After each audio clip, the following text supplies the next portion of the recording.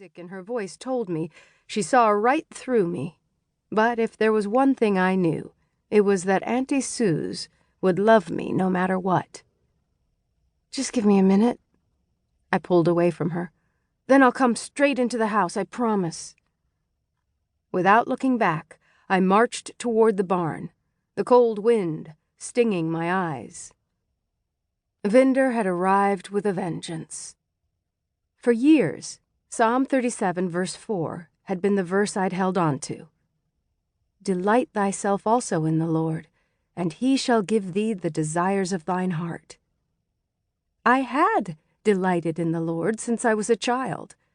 I followed the Ordnung, down to hem lengths, hat widths, and cap ties, making sure everyone in our family adhered to our church's unwritten rules.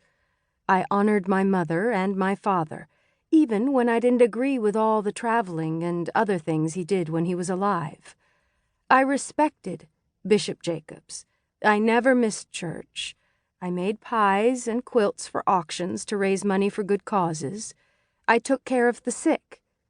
Not like Liesl did, but as best I could.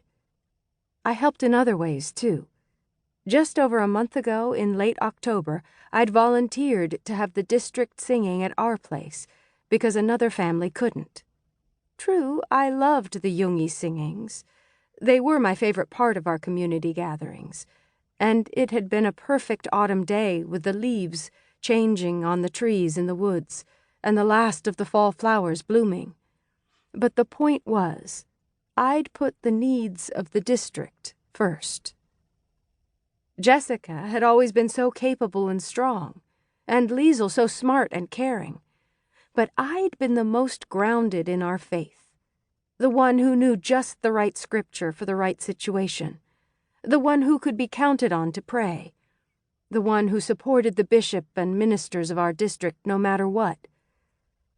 But now I wondered if I would ever realize the desires of my heart. All I wanted was to marry a brava in our district, one who owned his own farm. Was that too much to ask?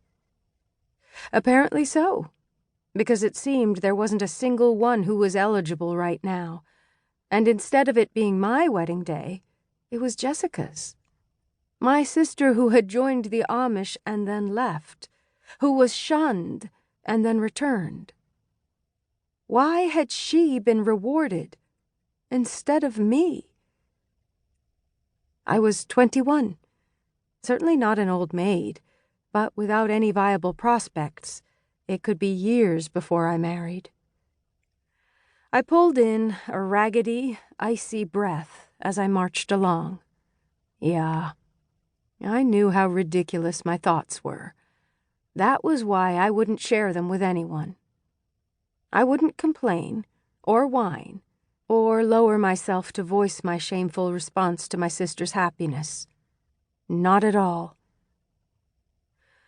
We were called to love one another, and I did love Jessica. I just needed to rant, if only in my head for a few minutes. I pushed open the barn door and fell over the threshold, inhaling the scent of hay and grain. Yeah, it was cold inside the barn, but nothing like the frigid outdoors. I heard him singing before I saw him.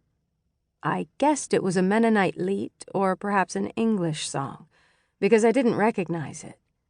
I shut the door quietly behind me and stepped farther into the barn. For a moment, the beautiful melody warmed me, at least my heart, if not my body. I'd expected Gordon to still be in the shed or helping in the house, not in the barn. I wouldn't admit it to anyone because I was the faithful sister, the one who never questioned what was done or what our community stood for. But the music of the Englishers and even the Mennonites did appeal to me. A wave of peace washed over me when I sang. It wasn't something I'd felt much of lately. Gordon's baritone voice grew louder as he sang, "Come into his presence, sing Alleluia, Alleluia, Alleluia," as he hurried around the corner of the stalls. Catching sight of me, he froze and stopped singing.